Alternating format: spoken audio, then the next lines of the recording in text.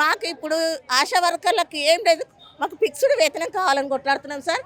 చాలామంది ఏజ్డ్ చనిపోయారు, వాళ్ళకి ఏమి ఇంతవరకు బెనిఫిట్స్ ఇవ్వలేదు. ప్రతి ఒక్కరికి ఈఎస్ఐ పిఎఫ్ ఉంది, ప్రైవేట్లో ఉంది.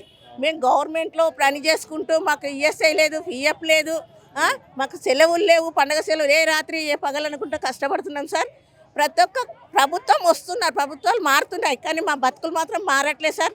చాలా కష్టంగా పని చేస్తున్నాం, కష్టపడుతున్నాం, కానీ కష్టం తగ్గ ఫలితం లేదు సార్.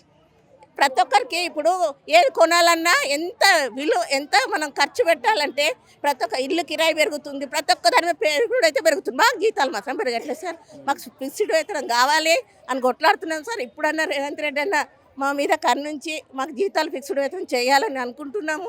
మరి ఏం చేస్తారో మా పెద్దలందరూ నిర్ణయించుకొని వాళ్ళతో మాట్లాడుతున్నారు. మరి ఇవాళన్నా మరి ఈ బడ్జెట్లో మాకు ఆశా వర్కర్లకు ఫిక్స్డ్ వేతనం చేయాలని కోరుకుంటున్నాం సార్. మాకు కూడా అందరికీ బీపీలు షుగర్లు ప్రతి ఒక్కరు పెద్దోళ్ళు అవుతున్నారు. నేను కూడా నాది కూడా 54 ఇయర్స్ ఇప్పుడు నా ఏజ్. నాకు బీపీ షుగర్ థైరాయిడ్ అన్నీ ఉన్నాయి, అయినా చేస్తున్నాం. ఇవాళ కాకుండా రేపు మాకు ఫిక్స్డ్ వేతనం చేస్తాడు, ఈఎస్ఐపిఎఫ్ ఉంటుంది. మాకు మందులకు కూడా ఖర్చులు అవుతున్నాయి. ఇప్పుడు 10,000 జీతం అంటూ కాదు, పనికి తగ్గ పారితోషికమే ఉంది. ఖర్చులు ఎన్ని అవుతున్నాయి సార్? ఒక డెలివరీ కేసుని తీసుకోవాలంటే మా ఖర్చే, ఒక గర్భిణీ ప్రెగ్నెన్సీ తీసుకోవాలంటే మా ఖర్చే. ఎప్పుడో ఒకసారి వాళ్ళ ఆటోలో పోతాం, మేమే ఆటో తీసుకొని పోవాలి. మా దగ్గర ఉంటే తీసుకుపోతాం, లేకుంటే ఎట్లా? మీరు ఉన్నారు కదా ఆశా వర్కర్లు, మీరే కదా తీసుకుపోవాల్సింది. మేము ఏడికెళ్ళి తీసుకుపోతాం సార్? ఫోన్ బిల్లు 1,500 అని ఇస్తుండు, ఆన్లైన్లో చేయమంటుడు. ఎంత బిల్ అవుతాయి సార్? 150 రూపాయలు వేస్తే ఏమొస్తుంది మాకు? ఆన్లైన్ చేయమంటే ఆబాల్ అంటుండు, ఎన్సిడి అంటుండు, అదేంటి ఈ సంజీవని అంటుండు. అవన్నీ ఎడికెళ్ళి చేస్తాం సార్? చదవద్దన్నారు, ఇప్పుడు అవన్నీ ఎట్లా చేస్తాం మేము? ప్రతి ఒక్క పని మాతో చేపిస్తున్నారు సార్. పని భారం ఎక్కువైతుంది, పని భారం కూడా తగ్గించాలి. మాకు సెలవులు అంటూ ఇవ్వాలి. ఓల్డ్ ఏజ్ వాళ్ళు ఉన్నారు, ఇప్పుడు కొత్తగా ఎక్కిన వాళ్ళకు కూడా పిల్లలు ఉంటారు, అన్నీ ఉంటాయి, వాళ్ళకు కూడా సెలవులు ఇవ్వాలి. మాకు ముసలి వాళ్ళు వచ్చిన మాకు కూడా కొన్ని సెలవులు ఇవ్వాలి. ఫిక్స్డ్ వేతనం చేయండి సార్. ఈఎస్ఐ పిఎఫ్ పిల్లలకు ఇప్పుడు కొంతమంది హాస్టల్లో పంపిస్తారు, కొంతమంది ప్రైవేట్ స్కూల్ పంపిస్తారు. ఫీజులు పెరిగిపోతున్నాయి. మాకు కూడా ఆశ ఉంటాయి కదా సార్, ప్రైవేట్లో చదివించలేరు, అందరు గవర్నమెంట్లో చదివించాలంటే చదివించలేరు కదా, కిరాయిలు కట్టుకోవాలి. దానికి తగ్గట్టు మాకు జీతాలు పెంచి ఇస్తారని సంతోషిస్తున్నాం sir. Okay, thank you sir. మీరు చెప్పండి, మామూలుగా ఫీల్డ్ లెవెల్లో ఎటువంటి ప్రాబ్లమ్స్ ఉంటాయి, ఇంకా ఎటువంటి ప్రాబ్లమ్స్ ఉంటాయి ఆశా వర్కర్లకు? అదొక డిమాండ్ ఏమైనా ఉందా? ఫీల్డ్ లెవెల్స్లో అంటే చాలా ప్రాబ్లమ్స్ ఉంటాయి. ప్రతి ఒక్కటి ఒక అమ్మాయి ఒంటరిగా తిరగాలన్నా కూడా భయమే. కాలనీలో ఒక్కొక్కరికి ఒక్కొక్క ఏరియా ఇస్తుంటారు. అది మేము మధ్యాహ్నం వెళ్ళాలో సాయంత్రం వెళ్ళాలి. ఒక్కొక్కసారి డెలివరీ కేసు వస్తుంది, ఆ డెలివరీ కేసు మేము తీసుకొని వెళ్ళాలి, ఒక రాత్రి తీసుకెళ్ళాలి. భర్త పర్మిషన్ తీసుకోవాలి, పిల్లల్ని వదిలేయాలా. భర్త పర్మిషన్, అత్తయ్య పర్మిషన్ తీసుకొని పిల్లల్ని వదిలేసి మేము మా డెలివరీ కేసు తీసుకొని వెళ్ళాలా. నువ్వు ఇంత కష్టపడుతున్నావు, నువ్వు ఏం చేస్తున్నావు అని మా భర్త వాళ్ళు, మా పిల్లలు కూడా, మా అత్తయ్య మా హస్బెండ్ కూడా అబ్జెక్షన్ పెడతారు కదా. ఇంత రాత్రి పోతున్నావు ఏందమ్మా, ఏమైనా గవర్నమెంట్ జాబా, ఏమైనా ఫిక్స్డ్ వేతనమా, ఏం జాబ్ అది, నువ్వు ఏం జాబ్ చేస్తున్నావు అంటున్నారు. ఎటు తిరిగి మాకు ఇంట్లో గతి లేక ఏదో ఒక రూపాయి వస్తుంది కదా, ఫ్యూచర్లో ఏదైనా మాకు బెనిఫిట్స్ ఉండకపోతాయా, మా పిల్లల చదువులకు ఎటువంటి సహాయం కలగకపోతుందా అన్న ఉద్దేశంతోనే మేము ఈ జాబ్లో జాయిన్ అయ్యాం. మేము ఇప్పుడు జాయిన్ అయ్యి 1.5 year రీసెంట్గా జాయిన్ అయ్యాం. 1.5 year నుంచి జాయిన్ అయ్యాం. 1.5 year అంటే అందరము 30+ అంతే, జస్ట్ 25 నుంచి స్టార్ట్ అవుతున్నారు అంతే. అంతా చిన్న పిల్లలు ఉన్న వాళ్ళు, అందరూ చిన్న పిల్లలు ఉన్నారు. ఒక్క పిల్లని ఎల్కేజీలో జాయిన్ చేయాలంటే మినిమం 25,000-30,000 అంటున్నారు. అడ్మిషన్ ఫీజు మాత్రమే. మంత్లీ ఫీజు వచ్చి 2,500 3,000 అంటున్నారు. వానికి ఫీజు కట్టాలా, రెంట్ కట్టుకోవాలా, ఫుడ్ తినాలా, ₹1 వెనుకకి వేసుకోవాలి. ₹1 వెనుకకి వేసుకోవడం కాదు, మీద నుంచి మాకు అప్పులే అవుతున్నాయి తప్ప ఎటువంటి ₹1 మిగలట్లం లేదు. ఇప్పటి వరకు అయితే మామూలుగా అందరు చెప్తున్నట్టు ప్రతి ఉద్యోగంలో ఒక ఉద్యోగ భద్రత ఉంటుంది, ప్లస్ వాళ్ళకి ఏమన్నా అయితే వాళ్ళ ఇంట్లో వాళ్ళకి వస్తుంది. దీంట్లో అట్లాంటి అవకాశం ఏమన్నా? మాకు ఆశాలకి 6 గ్యారెంటీలు ఉండవు అని చెప్పారు. ఎందుకట్లా? ఫ్రీ బస్ ఒక్కటి ఆధార్ కార్డు ఉన్నందుకు వాడుతున్నాం. ప్రభుత్వ ఉద్యోగులు కాదని ఆయన ఆశా వర్కర్లకి లేదంట. అది ప్రజాపాలనప్పుడు ఆయన పర్టికులర్గా మెన్షన్ చేసిండు. అదేం న్యాయమేనా? అది కూడా వచ్చేసి ఓన్లీ వైట్ రేషన్ కార్డు ఉన్న వాళ్ళకి మాత్రమే పని చేస్తున్నాయి. గ్యాస్ కానీ కరెంటు బిల్లు కానీ ఏదైనా సరే. మరి వైట్ రేషన్ కార్డు లేని వాళ్ళ పరిస్థితి? లేని వాళ్ళు, నాకే లేదు. నేను వెళ్ళి అడుగుతా కూడా, మీ మదర్ వాళ్ళ దాంట్లో పేరు కట్ కావాలి, అప్పుడు ఇలా యాడ్ అవుతుంది అన్నారు. మరి వాళ్ళు కట్ చేయరు, ఇక్కడ యాడ్ చేయరు. ఇటు నా హస్బెండ్ని 3 kidsని నేమ్ యాడ్ చేయాలి, ఎట్లా యాడ్ చేసుకోవాలి? నేను కొత్తది అప్లై చేద్దామన్నా అప్లై చేయనిస్తలేరు. ఈ 6 గ్యారంటీలు మాకు వర్తించాలి. ఆశాలకి గుర్తింపు కావాలి. ప్రతి ఒక్క ఆశ వెళ్ళిందంటే గవర్నమెంట్ హాస్పిటల్కి కంపల్సరీ ఆశ వచ్చింది. తను ఏ రోజు వచ్చింది, ఒక్కొక్క ఆశ వచ్చి 2-3 రోజులు ఉంటుంది. విలేజ్ల నుంచి వచ్చిన వాళ్ళైతే నేను చూసిన కాబట్టే చెప్తున్నా. విలేజ్ నుంచి వచ్చిన వాళ్ళు 3 రోజులు ఉండాల్సి వస్తుంది. ఆ 3 రోజులు వాళ్ళ అకామిడేషన్ ఇవ్వాలి కంపల్సరీ. పడుకోవడానికైనా తినడానికైనా గవర్నమెంట్ భరించాల్సిందే. మేము ఇది రిక్వెస్ట్ చేస్తున్నాం. ఇప్పుడు ఆమె నైట్ వచ్చింది అనుకో, నైట్ ఓకే, మార్నింగ్ టిఫిన్ అయినా భోజనం అయినా ఏం తింటుందో ఆమెకు ఆ ఫెసిలిటీ కావాల్సిందే. అది మీరు కంపల్సరీ రేవంత్ రెడ్డి గారు కాంగ్రెస్ ప్రభుత్వానికి చెప్తున్నాము, ఇది కావాల్సిందే మాకు. మీరు చెప్పండి, మీరు మామూలుగా ఇప్పుడు ఏదైతే ఫీల్డ్ విజిటింగ్ ఉంటుంది, ఓవైపు వసతులు లేవు అని అంటున్నారు. అయితే ఇంకో దిక్కు ఇప్పుడు తను చెప్పినట్టు అసలు ఏ పథకాలు వర్తించకపోతే అంటే మీకు గుర్తింపు ఏ విధంగా కావాలి? అయితే గుర్తింపు అంటే మా తెల్ల చీరలు బస్ ఎక్కినా కూడా మా అసలు వాల్యూ లేదు. ఫ్రీ బస్ అనవసరంగా పెట్టిండ్రు. మేము ఎక్కినా కూడా ఏమంటారు, వీళ్ళకేం పని పాట లేదు, ఎక్కుతున్నారు దిగుతున్నారు తెల్ల చీరలు కట్టుకుంటారు అంటారు. మేము గాంధీకి పోయినా కూడా అంతే. మేము లోపలికి వెళ్ళాలంటే ఒక్కొక్కరికి డబ్బులు ఇవ్వాలి, ఒక్కొక్కరికి డబ్బులు ఇచ్చే అవసరం లేదు. కొంతమంది ఏం చేస్తారంటే అటెండర్స్ వదిలేస్తారు, సరే వెళ్ళండి మేడం మీరు ఆశ కదా మీరు వెళ్ళండి అంటారు. ఇంకొకరు ఆశ అయితే ఏంటమ్మా, నువ్వు ఆమెతో వచ్చినావు కదా ఆమెతో ఇవ్వు డబ్బులు, ఆమె దగ్గర అడిగించుకొని ఇవ్వు అంటారు. లేదు అట్లా ఇవ్వలేరు అంటే నువ్వెంత తీసుకుంటారు, మమ్మల్ని దబాయిస్తారు వాళ్ళు. అక్కడ కూడా మాకు అటెండర్స్ దబాయించే వాళ్ళే, డాక్టర్స్ దబాయించే వాళ్ళే.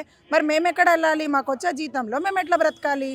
మాకు కూడా కష్టమే కదా. మేము బస్ ఛార్జీలు పెట్టుకొని రావాలంటే ఎన్నిసార్లు పెట్టుకొని వెళ్తాం సార్? ఎక్కడికైనా ఓ పేషెంట్ని తీసుకెళ్తాము, అక్కడ పట్టుకోలేరు, గాంధీకి వెళ్ళండి అంటారు, ఎమర్జెన్సీ ఉంది, హై రిస్క్ ఉన్నా మాకే కష్టము. ఆమె ప్రెగ్నెంట్ అయ్యేదాకా మేము ఎదురు చూడాలి. మేము బతిలాడి గవర్నమెంట్ హాస్పిటల్కి పట్టుకురావాలి. పట్టుకొచ్చిన తర్వాత అక్కడ ఫెసిలిటీస్ ఉండవు.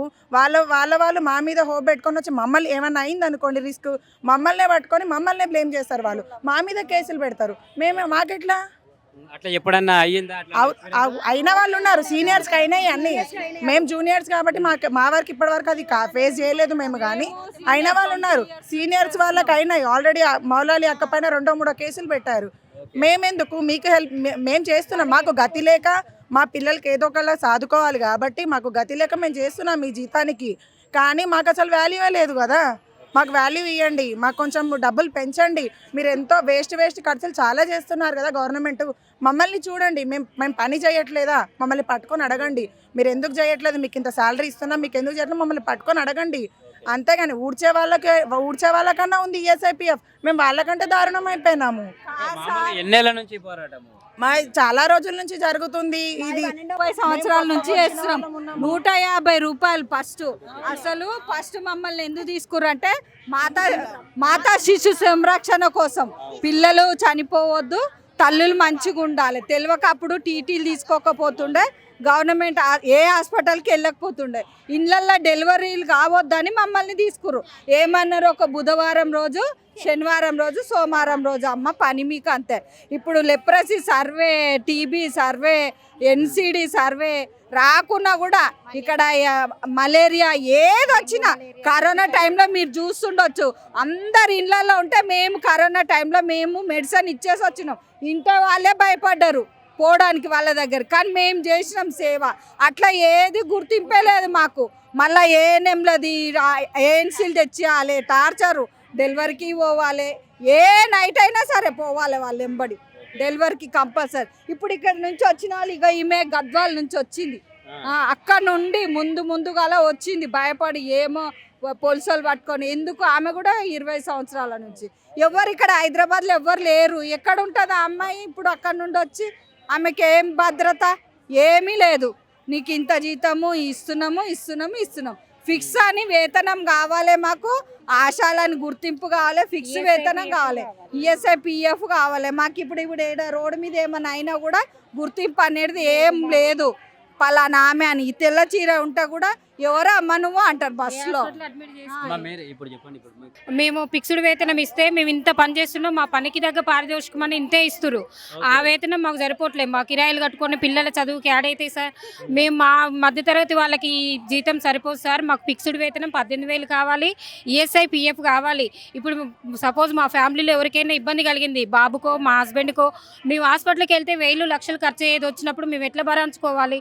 మా జీతాలు వదులుకొని మేము తిరుగుతాం. అప్పుడు జీతం కూడా కట్ చేస్తారు, ఆ జీతం కూడా కరెక్ట్గా ఇవ్వరు. అలాంటప్పుడు మేము ఎట్లా బతకాలి సార్? అందుకే మాకంటూ ఫిక్స్డ్ వేతనం చేయండి. ఈ పనికింత అని పనికి తగ్గ పారితోషికం వద్దు సార్. మాకు ఫిక్స్డ్ వేతనం చేయండి, ఈఎస్ఐ పిఎఫ్ ఇవ్వండి అని చెప్తున్నాం, వినతి చేస్తున్నాం.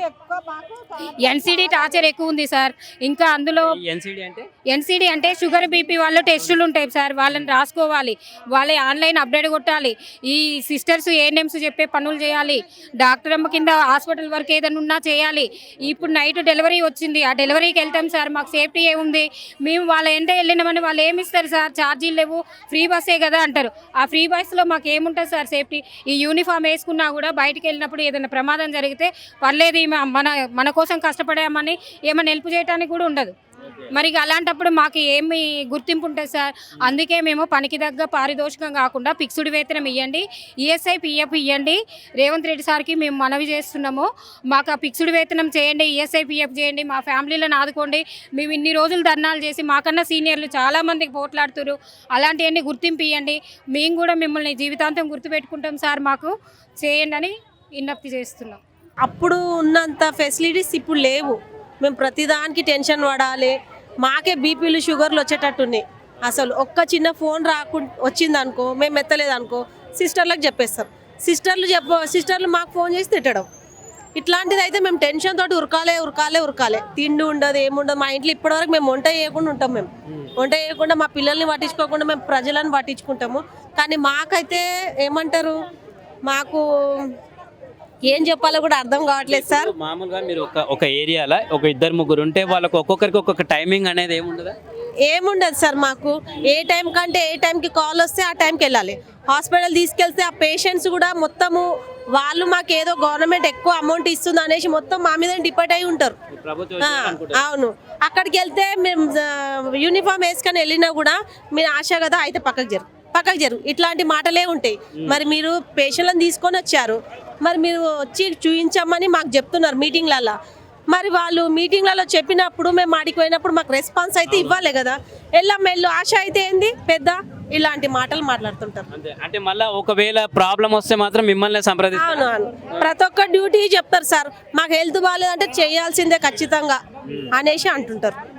అయితే ఇప్పుడు మీరు గవర్నమెంట్ నుంచి ఫిక్స్డ్ శాలరీ కోరుతూ ఉన్నారు, అంటే ఎంతవరకు అని ఏమన్నా చెప్పే ప్రయత్నం చేసిరా? ఇంతవరకు 18,000 రావాలని కోరుకుంటున్నాం సార్. మేము అంతకంటే ఎక్కువగా కోరుకోవడం లేదు. మాకు మంత్లీలో ఒక 2 లీవ్స్ ఉంటే చాలు. ఆ లీవ్స్ ఎప్పుడన్నా మేము తీసుకున్నా కూడా పేషెంట్లు ఎన్ని ఫోన్లు చేస్తారంటే అన్ని ఫోన్లు చేస్తారు. లీవ్ లేదు సార్ మాకు. ఎప్పుడంటే అప్పుడు పండుగలు ఉన్నా కూడా ఈ పండుగకు మేము పోవద్దని అనుకుంటామా? పేషెంట్లతో ఏదో అయితే ఇంకా మేము వెళ్ళాల్సిందే. ఏం లేదు సార్ మాకు. మీరు ఎప్పటి నుంచి చేస్తున్నారు? అంటే ఎన్నేళ్ళు? నేను 2006లో జాయిన్ అయినా, 150 శాలరీ అప్పుడు నాది. అప్పటి నుంచి చేసుకుంటూ వస్తున్నాం. మాకేం బాధ అంటే ఇప్పుడు మా తర్వాత మళ్ళీ వచ్చిన వాళ్ళు కూడా ఉన్నారు చాలా మంది, వాళ్ళకు కూడా అదే జీతం, మాకు కూడా అదే జీతం. ఇంకా ఇప్పుడు 2 years బ్యాక్ మళ్ళీ కొత్తగా తీసుకున్నారు వాళ్ళకు కూడా అదే శాలరీ ఉంది. మేము డోర్ టు డోర్ బ్లైటెడ్ వెళ్తాం, ముస్లిమ్స్ ఏరియా. వాళ్ళు ఎప్పుడు వెళ్తారంటే 12 గంటల డోర్ తీయరు, మేము వెళ్ళి సర్వేకి వెళ్ళి డోర్ కొడతాము. అమ్మ కొంచెం డోర్ తీయండి, మేము సర్వే రాసుకుంటాం. జావు కోమి అని మూతి పైన తలుపేసిస్తారు. అట్లా ఏం బాగుంటుంది? వీళ్ళంటే సర్వే చేసుకొని రావాలి, 2 గంటలలో రీచ్ కావాలి, మళ్ళీ హాస్పిటల్కి అంటారు. మేము ఎట్లా రీచ్ అవుతాం 2 గంటలలో రీచ్ కావాలంటే? మీరు చెప్పండి. రీచ్ కాలేము కదా. 2 hours ఏరియాకి వెళ్ళడానికి 1/2 hour ప్లస్ అక్కడ మళ్ళీ మనం సర్వే చేయాలి. ఒక 50 houses చేసుకొని 50 houses ఎంత ఈజీగా అవుతుందా? వాడు ఆధార్ కార్డు తీయాలి, లోపల ఉన్నాయి, మా హస్బెండ్ దగ్గర ఉన్నాయి, మమ్మీ దగ్గర ఉన్నాయి, ఫస్ట్లో ఉన్నాయి, పాకెట్లో ఉన్నాయి, ఎన్నో కథలు చెప్తారు. ముస్లిమ్స్ అయితే ఎక్కువ. ఇంకా మన తెలుగు వాళ్ళని కొంచెం రెస్పాన్స్ ఇస్తారు, పర్వాలేదు. వాళ్ళైతే ఇయ్యరు. మాకు మాత్రం చాలా ఇబ్బంది ఉంది సార్. చాలా ఈ శాలరీ తోటి కూడా బతకలే మేము. ఇంట్లో హస్బెండ్ కానీ పిల్లలు కానీ ఏం జీతం, పేరుకి ఆశా వర్కర్, కానీ మీకు మాత్రం వాల్యూ లేదు. దయచేసి రేవంత్ రెడ్డి దిగి రావాలి, మాకు స్పందించి 18,000 చెయ్యాలి. ప్లస్ మాకు సిస్టమ్ వర్క్ చెప్పకూడదు. అందులో చదువు రాని వాళ్ళు చాలా మంది ఉన్నారు, ముసలి వాళ్ళు ఉన్నారు, చాలా మంది ఏజ్డ్ పర్సన్ చాలా ఇళ్ళ నుంచి దీన్నే నమ్ముకొని పట్టుకొని ఉన్నారు. కాబట్టి వాళ్ళని ఇబ్బంది పెట్టొద్దు. హార్ట్ అటాక్ వచ్చిందనుకో, ఒక అమ్మాయి ఎంతో మంది చనిపోతే కూడా వాళ్ళకి ఏమి కుటుంబకి సాయం చేయలేరు. ఇప్పుడు ఒక ఆశా వర్కర్ చనిపోతే వాళ్ళకి ఏమైనా బెనిఫిట్స్ ఏమైనా ఇచ్చారు ఇంతవరకు? ఏ ఆశా వర్కర్ ఒక ఉద్యోగి చనిపోతే కొద్దిగా కాంపెన్సేషన్ ఇస్తారు, మాకు అట్లాంటివి ఏ ఆశా వర్క్ ఇవ్వలేదు ఇంతవరకు. దయచేసి అట్లాంటివి కూడా ఇవ్వాలని కోరుతున్నాను నేను రేవంత్ రెడ్డి తోటి.